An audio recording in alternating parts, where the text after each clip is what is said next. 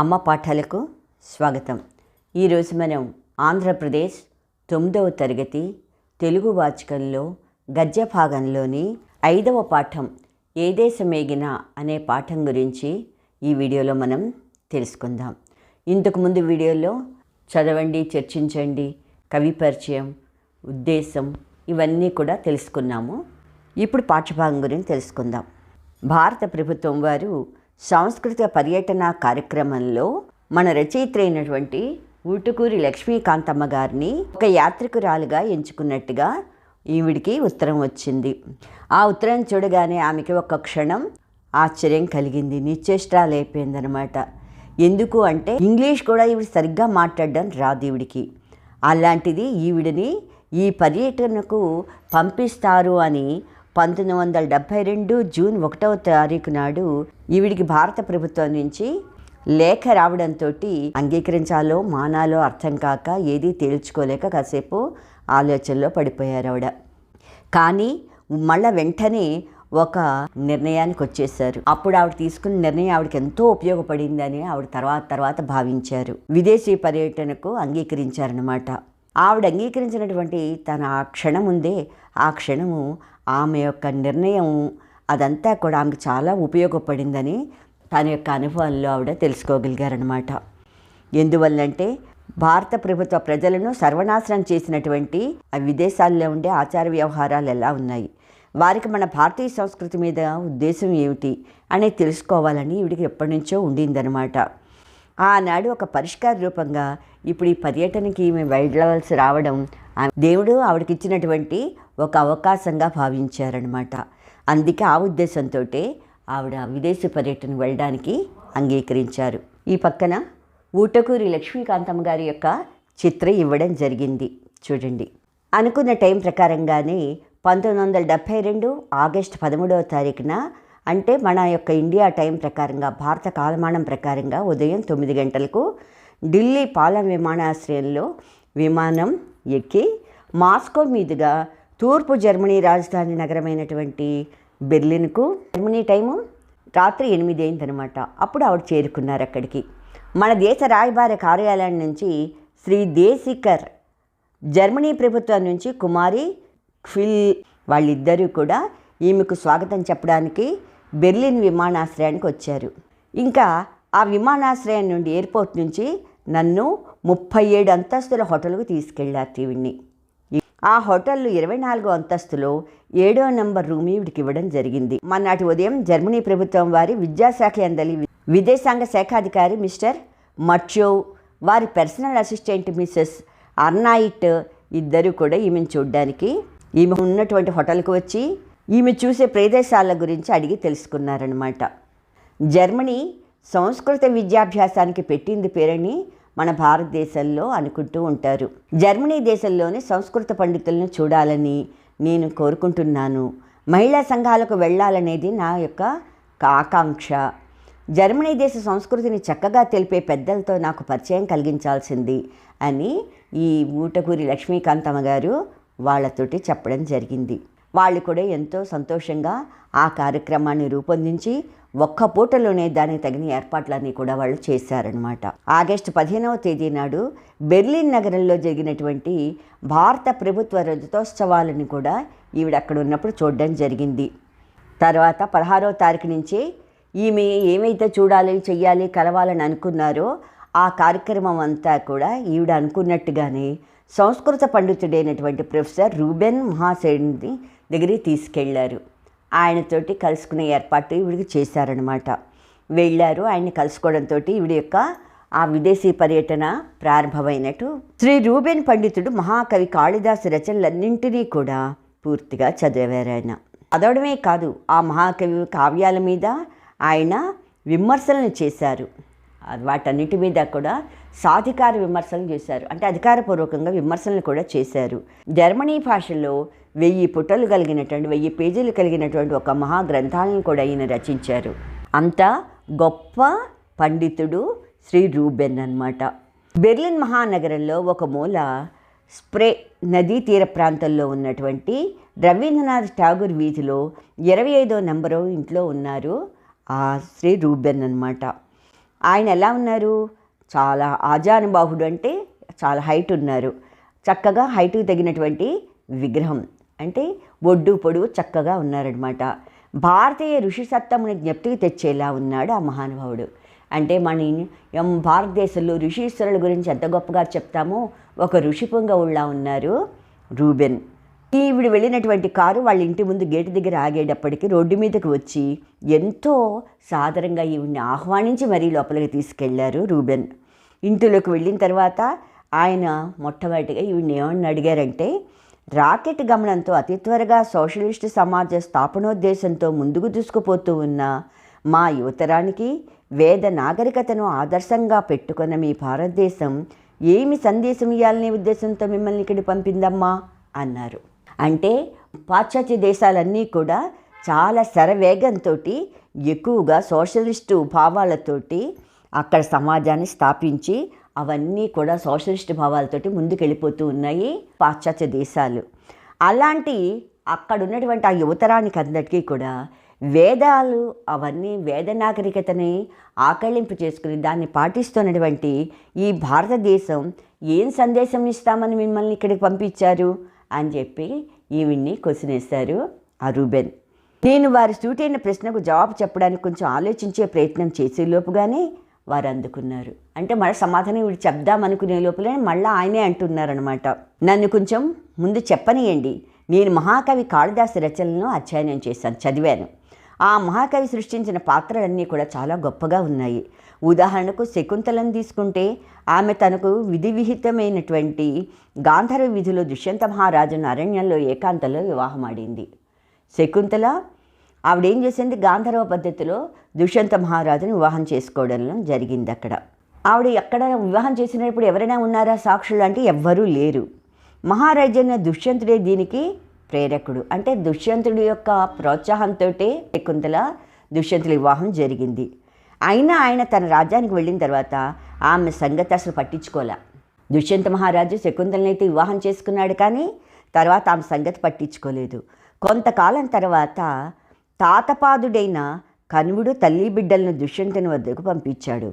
బిడ్డని కన్న తరువాత ఆ శకుంతలను పుట్టినటువంటి బిడ్డను ఇద్దరినీ కూడా రాజు దగ్గరికి పంపించాడు ఈమె పెంచినటువంటి కణ్వ మహర్షి. అయితే దుష్యంతుడు ఏం చేశాడు, ఆమెను తెలిసినా కూడా తెలియనట్టుగానే ప్రవర్తించాడు. అతను చూపించినటువంటి ఆ అగౌరవానికి, అతని యొక్క ధన మదాంధత్వానికి శకుంతల ఏమాత్రం సహించలేకపోయింది. డబ్బున్న గర్వానికి చేసినటువంటి అగౌరవాన్ని భరించలేకపోయింది శకుంతల. రాజును ఒక గడ్డిపోదలా తిరస్కరించింది. మారీచి ముని ఆశ్రమానికి వెళ్ళిపోయింది. అక్కడ తన కుమారుడైనటువంటి భరతుని సర్వదమనునిగా మార్చింది. అంటే చాలా గొప్పగా అన్ని విద్యలు నేర్పిస్తూ పెంచింది. అంతేకాకుండా ఆ మహారాజే మళ్ళా, అంటే దుష్యంత మహారాజే మళ్ళా వచ్చి పశ్చాత్తాపడి తనను స్వీకరించేటట్టుగా చేసింది. తన కుమారుని పేరిట భవిష్యత్తులో యుగ యుగాలకు చెరగని ప్రభావ ముద్రలతో లోకాలకు శాంతి ధర్మం ప్రసాదించే ఒక మహాదేశం పెంపొంది విరాళిజిల్లడానికి తగినటువంటి విధంగా తన కుమారుడైనటువంటి భరతుడిని సర్వవీరునిగా తీర్చిదిద్దింది శకుంతల. అలాగే భారతీయ సాహిత్యంలో సీత, ద్రౌపది ఇలాంటి స్త్రీలందరూ కూడా వాళ్ళు త్యాగం చేశారు. లోకహితాన్ని సాధించినటువంటి మహిళామణులు సీత, ద్రౌపది వీళ్ళందరూ కూడా వాళ్ళ త్యాగంతో లోకానికి మంచి చేసినటువంటి మహిళామణులు వాళ్ళు. ఇది మీ భారతీయ సంస్కృతి అందలి అందమైనటువంటి ఒక గొప్ప విషయం ఇదంతా కూడా. మా దేశాల్లో తీసుకున్నట్టయితే మా దేశంలో ఉండేటటువంటి ఈ వాన్మయంలో సాహిత్యాలు ఇలాంటి త్యాగము, ఇలాంటి సౌందర్యం మనకి ఎక్కడా కనిపించదు. ఇక్కడంతా కూడా స్వార్థం, భోగాలను అనుభవించటం, ఈ విలాసవంతంగా జీవించటం, ఇవే మా యువతరానికి తెలిసినటువంటి విషయాలు. నేను ఈ విధంగా మీ భారతీయ సంస్కృతిని గురించి తెలుపుతూ నాకు తోచిన సాహిత్య సేవ చేస్తూ ఉన్నాను. మా వాళ్ళకి, ఇక్కడ వాళ్ళకందరికీ కూడా ఇటువంటి భావాలు ఏమీ లేవు కనుక భారతీయ సాంస్కృతిక సాంప్రదాయాలన్నీ కూడా సాహిత్యం ద్వారా వాళ్ళకి తెలియజేయడానికి ప్రయత్నిస్తున్నాను అని 2 గంటల పాటు మన భారతీయ సాహిత్యం మీద ఆయనకి ఎంత గొప్ప భావం ఉందో ఆ భావాలన్నీ కూడా తమ ప్రసంగం ద్వారా తెలియజేశారు రూబెన్. వారి ప్రసంగం వింటూ అలాగే ఉండిపోయారు. ఏ లోకంలోకో వెళ్ళిపోయారు ఆవిడ. పాశ్చాత్య దేశాల్లో అడుగుపెట్టగానే మన భారతీయ సంస్కృతిని గురించి ఇంత గొప్ప పొగడ్త అనేది వినడం ఆమెకి చాలా ఆనందం కలిగించింది. ఆయనకి ఎన్నో నమస్కారాలు చెప్పి తిరిగి మళ్ళీ ఆవిడ హోటల్కి వచ్చేసారు కవయిత్రి. తర్వాత సంస్కృత వాంగ్మయాల చరిత్రకు పరిశోధన చేస్తూ ఉన్నటువంటి శ్రీమతి రిచెల్ పండితురాలను కూడా వెళ్ళి కలిశారు. రిచెల్ ఎవరు అంటే ఆమె రుబిన్ యొక్క శిష్యురాలన్నమాట. 15 ఏండ్ల సంస్కృత పాళీ భాషలు అధ్యయనం చేశారు ఆవిడ. ప్రపంచంలోకెల్లా గొప్పదని చెప్పుకునేటటువంటి ఉత్తమ చరిత్ర సంస్కృతి హిందూ దేశం అందే ఉంది. ఆ విషయం మీదే ఆవిడ పరిశోధన చేయడం మొదలుపెట్టారు. ఆమెకు రామాయణం భారతాల మీద ఎంతో గొప్ప అభిప్రాయం కూడా ఉంది. తర్వాత ప్రసిద్ధ రచయిత్రి అయినటువంటి రూత్ కాప్ట్ను బెర్లిన్ యూనివర్సిటీలో ప్రస్తుతం ఓరియంటల్ డిపార్ట్మెంట్లో ప్రొఫెసర్ అయినటువంటి శ్రీ హూబర్ పండితుణ్ణి ఈవిడ వెళ్ళి కలుసుకోవడం జరిగింది. జర్మనీ భాషపై వారికి ఎంత గౌరవం ఉన్నప్పటికీ సంస్కృత భాష మీద, మన భారత రామాయణాల మీద వారికి చాలా గొప్ప గౌరవభావం ఉండడం చూసి ఈవిడ చాలా సంతోషపడిపోయారు. ఎంతో ఆశ్చర్యం కూడా కలిగింది ఈవిడికి. అంతేకాకుండా తన ధార్మిక సంస్కృతి చేత విశ్వానికే పూజ్యభావంతో ఆదరణీయమైనటువంటి స్థానాన్ని సంపాదించిన మన సంస్కృత భాష అంటే ఆవిడికి భక్తిభావం కూడా కలిగింది. ఎందుకంటే ధర్మాన్ని, సంస్కృతిని, విశ్వాసాన్ని ఇవన్నీ కూడా విస్తరింపజేస్తోంది సంస్కృత భాష. అలాంటి పూజ్యభావంతో ఆదరణిస్తున్నటువంటి ఆ సంస్కృత భాషని అంటే ఈవిడికి చాలా భక్తిభావం ఏర్పడింది. ప్రొఫెసర్ హూబర్ పండితులు భారత రామాయణాది ప్రధాన గ్రంథాలెన్నో ఇతర భాషల్లోకి అనువదింపబడ్డాయని ఎంతో గొప్పగా చెప్పారు ఆయన కూడా. అంతేకాకుండా ఎంతోమంది జర్మన్లు సంస్కృతం, బెంగాలీ, హిందీ, తమిళ భాషల్లో పరిశోధనలు కూడా చేస్తూ ఉన్నారు. ఈ భాషలోని ఉత్తమ గ్రంథాలెన్నో జర్మన్ భాషలోకి అనువదించారని కూడా చెప్పారు ఆయన. భారతీయ సాహిత్యం అంటే ఆదరం లేని భారతీయులు ఈ విషయం తెలుసుకోవడం ఎంతో అవసరం అని చెప్తారు ఊటుకూరి లక్ష్మీకాంతమ్మ గారు. ఎందుకంటే భారతీయ సాహిత్యం మీద పాశ్చాత్య దేశాలకి చాలా గౌరవం ఉంది, ఎంతో అభిమానం ఉంది ఇతర దేశస్తులకి. మన భారతీయులు మాత్రమే అంత గౌరవము, అంత గొప్పతనం తెలుసుకోకపోవడం అనేది అది చాలా బాధాకరమైన విషయం. తర్వాత ఏం చేశారు వీళ్ళు? హల్ నగరంలో నివసిస్తున్నటువంటి ప్రొఫెసర్ మోడే గారిని చూడడానికి వెళ్ళారు. శ్రీ మోడే గారు కూడా గొప్ప పండితుడు, గొప్ప విశ్వ సాహిత్యవేత్త కూడా. ఆయన భారతీయ తత్వశాస్త్రాన్ని కూడా అభిమానించిన వారు. వారి ఇల్లు కూడా ఎలా ఉందంటే గొప్ప గ్రంథాలయంలా అనిపించింది ఈవిడికి. ఆ గ్రంథాలయంలో అన్నీ కూడా మన భారతీయ గ్రంథాలే కనిపించాయి. భారతీయ శిల్పం, చిత్రం, నాట్యం, సంగీతం, సాహిత్యం ఇలాంటి లలిత కళల మీద ఎన్నో గ్రంథాలు వారి దగ్గర కనిపించాయి అన్నమాట. వేదాంగాలు, మన శాస్త్ర పురాణాలు, ఇతిహాసాలు, బౌద్ధ వాన్మయం ఇలాగా లెక్కలేనన్ని పుస్తకాలు అక్కడ గ్రంథాలయంలో వీడికి కనిపించాయి. రవీంద్రనాథ్ ఠాగూర్ రాసినటువంటి ఆ వ్రాతప్రతులు, తర్వాత మేక్స్ మల్లర్ వ్రాతప్రతులు ఇవన్నీ కూడా ఆయన ఎంతో గౌరవంగా ఆయన గ్రంథాలయంలో భద్రపరుచుకున్నారు ప్రొఫెసర్ మోడే గారు. భారతదేశంలో వివిధ దేశ భాషా సాహిత్యాల యొక్క తీరుతెన్నులన్నీ కూడా ఆయనకి తెలిసినంతగా మరెవరికి తెలియదేమో అనిపించింది వీడికి. ఆశ్చర్యం ఏంటంటే మన తెలుగు సాహిత్యాన్ని గురించి కూడా ఆయన సేకరించినటువంటి ఆంగ్ల వ్యాసాలు మనం కూడా సేకరించలేము అంటారు. ఇక్కడ చిత్రంలో ప్రొఫెసర్ మోడే గారు, మన రచయిత్రి ఊటుకూరి లక్ష్మీకాంతమ్మ గారు కనిపిస్తున్నారు చూడండి. ఆయన సేకరించినటువంటి కొన్ని పత్రికల పేర్లు కూడా మనకి తెలియదంటే అతిశయోక్తి కాదు అంటారు. ఆయన తన పేరు మోడీ అయితే ఆ పేరుని మోదా అని మార్చుకున్నారు. అలాగే తన నగరాన్ని సాలా అని పిలవమన్నారు. అలాగే తమ నగరం హాల్, ఆ హాల్ నగరాన్ని కూడా సాలాగానే పిలవమని చెప్పారు ఈయన. ప్రొఫెసర్ మోదా మహాశయుడితోటి పరిచయం ఈవిడికి తన జీవితం సార్థకమైంది, అదొకంత నాకు ఇచ్చిన వరం అని భావించారు లక్ష్మీకాంతమ్మ గారు. ఈ పర్యటన యొక్క ప్రయోజన సారం మోదీ మహాశయుని దర్శనం అంటే ఏమాత్రం అతిశయోక్తి లేదు అని చెప్పారు ఆవిడ. తర్వాత స్ప్రే నదిలో బెర్లిన్ నగరాన్ని చుట్టి రావడానికి నౌకలో బయలుదేరారు. ఆ నౌకలో సరిగ్గా మా ఆసనాలకు ఎదురుగా ఉన్నటువంటి ఆ ఆసనం మీద అంటే ఆ కూర్చునేటటువంటి ఆ ప్లేస్లో హంగరీలోని బుడాపెస్ట్ యూనివర్సిటీలో ఓరియంటల్ డిపార్ట్మెంట్లో పనిచేస్తూ ఉన్న డాక్టర్ క్లారా అనేవాళ్ళు కూర్చుని ఉన్నారు. ఈవిడ స్ప్రే నదిలో బెర్లిన్ నగరాన్ని చుట్టి రావడానికి ఓడలో బయలుదేరారు. అలా బయలుదేరినప్పుడు ఈవిడ కూర్చున్న దానికి ఎదురుగా హంగరీ బుడాపెస్ట్ యూనివర్సిటీకి సంబంధించినటువంటి ఓరియల్ డిపార్ట్మెంట్లో పనిచేస్తున్నటువంటి డాక్టర్ క్లారా అనేవారు కూర్చోవడం జరిగింది. ఇంకా ఆయనతో కలిసి మాట్లాడారు. అటువంటి భాగ్యం నాకు కలిగింది అని ఈవిడ చెప్పుకున్నారు. అంత గొప్పవాళ్లతో మాట్లాడేటటువంటి అదృష్టం కలిగిందని భావించారు ఆవిడ. ఆయన కూడా మన భారత వేద పురాణ ఇతిహాసాల మీద పరిశోధన చేస్తూ ఉన్నటువంటి గొప్ప వ్యక్తి ఆయనకు భారతీయ సాహిత్యం మీద, భగవద్గీతల మీద ఎక్కువ గౌరవం ఉంది. ఆయనకి ఎంత గౌరవం ఉందంటే మనం చెప్పలేమన్నమాట, చెప్పలేనంత గౌరవం ఉంది ఆయనకి. ఆయన తండ్రి గారికి కూడా భారతీయ తత్వశాస్త్రం అంటే కూడా ఎంతో ఇష్టం.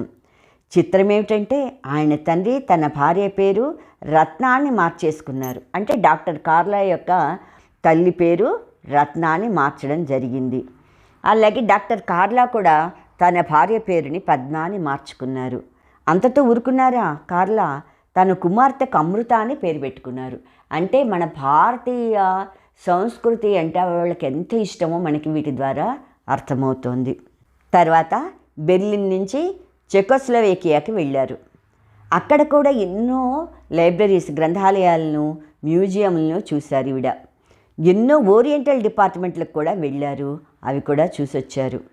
ఎక్కడికి వెళ్ళినా ముఖ్యంగా భారత, భాగవత, రామాయణ, భగవద్గీత అనువాదాలు, వాటికి సంబంధించినటువంటి అనువాద గ్రంథాలు ఎక్కువగా కనిపిస్తూ ఉన్నాయి.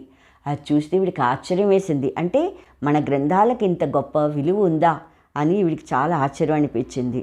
అలాగే ఐరోపియ దేశాల విశ్వవిద్యాలయాలన్నిటిలోకి కూడా చాలా ఓల్డ్ అయినటువంటి విద్యాలయం ఏమిటి అంటే ప్రాహా విశ్వవిద్యాలయం. ఆ ప్రాహా విశ్వవిద్యాలయానికి వెళ్ళారు. అక్కడ ఓరియంటల్ డిపార్ట్మెంట్ చూశారు. అక్కడ 25-30 మంది దాకా విద్యార్థులు హిందీ, సంస్కృతం భాషల్లో అక్కడ చదువుతున్నారు. ఆ డిపార్ట్మెంట్ డైరెక్టర్ మిస్టర్ కాసా పండితుడు అనమాట.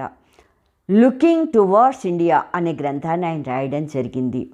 అందులో మొదటి పేరాలో తత్వశాస్త్రం, సమ్యక్ విజ్ఞానం, ఆధ్యాత్మిక చింతన, భగవద్విశ్వాసము మొదలైన విషయాల చేత తక్కిన ప్రపంచ దేశస్తులంతా ఏ విధంగా ఆకర్షింపబడుతున్నారు అనేది, భారతీయ సంస్కృతి ఎంత విశ్వశ్రేయస్కరమైనది కూడా ఆయన వివరించి చెప్పడం జరిగింది. భారతీయ సంస్కృతి అందరూ ఆచరించదగినది, అది చాలా అందరికీ ఉపయోగపడుతుంది, మంచి చేస్తుంది, అది ఎందుకు అనేది ఇవన్నీ కూడా ఆయన చెప్పుకొచ్చారనమాట. ఇక్కడ చూసారా, ఆవిడ గ్రంథాలయానికి వెళ్ళి గొప్ప గొప్ప వాళ్ళందరినీ ఉటుకూరు లక్ష్మీకాంతమ్మ గారు కలుసుకోవడం జరిగింది. ఇంకా భగవద్గీతకు 6-7 వ్యాఖ్యానాలు వారి భాషలో వచ్చాయి అని కూడా వాళ్ళు చెప్పారు. భారతీయ యోగాసన వివరాలు తెలిపే గ్రంథాలకు కూడా అక్కడ ఎక్కువ విలువ ఉంది. తర్వాత రష్యాలో ఉన్నటువంటి విల్నూస్ నగరంలో ఉండేటటువంటి సర్ ఎడ్వర్డ్ దాస్ అనే లిథువేనియా మహాకవిని కూడా వెళ్ళి కలుసుకున్నారు ఈవిడ. ఆయనకి జవహర్లాల్ అవార్డు కూడా లభించింది. ఆయన లిథువేనియా భాషలోనే మాయో రామ మాయినో ఇండిష్కి అనేటటువంటి కావ్యాలు రాసినటువంటి గొప్ప కవి ఆయన. ఈవిడ సంస్కృత కవయిత్రని తెలుసుకున్నారు ఆయన. తెలుసుకుని బెల్ట్ ఆఫ్ పోయిట్స్ అనేటటువంటి ఆ పేరున్నటువంటి ఒక బెల్ట్ను బహూకరించారు. మా దేశానికి వచ్చిన సంస్కృత రచయిత్రిని ఈ మాత్రమే సత్కరించకపోతే అది మా దేశానికి తలవంపని చెప్పి ఆయన అనడం జరిగింది. ఆయన ఎవరు? లిథువేనియా మహాకవి అన్నమాట. బెల్ట్ ఆఫ్ పోయిట్స్ అని వ్యవహరించబడే ఒక బెల్ట్ని ఈవిడికి ఇచ్చారు. అంటే అక్కడ పోయిట్స్తో పాటు ఈవిడ్ని కూడా ఒక రచయిత్రి అని చెప్పి ఈవిడ్ని సన్మానించారనమాట. అందుకే మా దేశానికి వచ్చినటువంటి సంస్కృత రచయిత్రిని మా కవులతో పాటుగా ఆమెని కూడా కలుపుకుని సత్కరించకపోతే మా దేశానికే తలవంపు అని చెప్పి ఆయన చెప్పడం జరిగింది. అలాగే అక్కడే విల్నూస్ విశ్వవిద్యాలయంలో ఇండాలజీ ప్రొఫెసర్ మీరోనస్ దగ్గరికి కూడా వెళ్ళారు ఈవిడ. ఆయనకు సంస్కృతం, హిందీ వచ్చు. ఆ భాషలను అక్కడ కొంతమంది స్త్రీలు ఆయనకు నేర్పుతూ ఉన్నారు. వారికి భారతీయ సాహిత్యం అంటే కూడా ఎంతో ఇష్టం, అభిమానం. ఇండాలజీ ప్రొఫెసర్ మీరోనస్కి భారతీయ సాహిత్యం అంటే ఎంతో అభిమానం, ఎంతో ఇష్టం అనమాట. వాళ్ళంతా కూడా మన సాహిత్యాన్ని గురించి అడిగి తెలుసుకున్నారు, ఎంతో ఆనందించారు. ఈవిడ సంస్కృత కవయిత్రి అని తెలుసుకుని ప్రొఫెసర్ మీరోనస్ లేచి వినయంగా ఈవిడికి నమస్కరించారు. ఐరోపాలో చెక్, స్లావ్ అనే భాషలు సంస్కృతానికి చాలా దగ్గరలో ఉంటాయి. అంతకంటే లిథువేనియా భాష సంస్కృతానికి చాలా దగ్గరగా అనిపించింది అన్నారు. ఈశ్వరుని నిజతత్వాన్ని చెప్పే ఉపనిషత్తులు గల సంస్కృత భాషకు మా భాష దగ్గరగా ఉండడం మా అదృష్టం అని చెప్పేసి ప్రొఫెసర్ మీరోనస్ అన్నప్పుడు అది వింటూ ఉంటే ఇంత పొగుడుతున్నారే మన దేశ భాషని అని చెప్పి ఈవిడికి చాలా ఆనందం కలిగింది. మన యొక్క భాషలకు ఆవిడ నమస్కరించుకున్నారు. తర్వాత ఊటుగురి లక్ష్మీకాంతం గారు వాళ్ళ అబ్బాయి కెనడాలో ఉద్యోగం చేస్తూ ఉన్నాడు. అతని పేరు రాజరాజ నరేంద్రుడు. అతని దగ్గరికి వెళ్ళాలని ఈవిడ మాస్కో నుంచి మాంట్రియల్కి వెళ్ళారు. దీంతో భారత ప్రభుత్వం వారి సంస్కృత పర్యటన కార్యక్రమం ముగిసి తన స్వంత పర్యటన ప్రారంభమైందని అనుకోవచ్చు. ఇప్పటిదాకా ఆవిడ చేసిందంతా వీళ్ళందరినీ కలుసుకోవడం, చేయటం, అనుభవాలు తెలుసుకోవడం, ఇవన్నీ కూడా భారతీయ సాంస్కృతిక పర్యటన అనొచ్చు. ఇంకా అక్కడి నుంచి ఆవిడ మాంట్రియల్ వెళ్ళారంటే ఇంకా ఆవిడ సొంతం అన్నమాట. ఇంకా అప్పటి నుంచి సొంత పర్యటన ప్రారంభమైంది అని అనుకోవచ్చు. నా విదేశీ పర్యటన అనుభవాలు ఇది ఊటుగురి లక్ష్మీకాంతం గారు రచించారు. దాంట్లోంచి మన పాఠ్యభాగం తీసుకోబడింది. మీకు ఈ పాఠం కనుక నచ్చినట్టయితే లైక్ బటన్ని క్లిక్ చేయండి. మీ అభిప్రాయాలు, సూచనలు కామెంట్ బాక్స్లో పొందుపరచండి. మరిన్ని వీడియోస్ కోసం సబ్స్క్రైబ్ బటన్ క్లిక్ చేయడం మర్చిపోకండి. Thank you. సెలవు.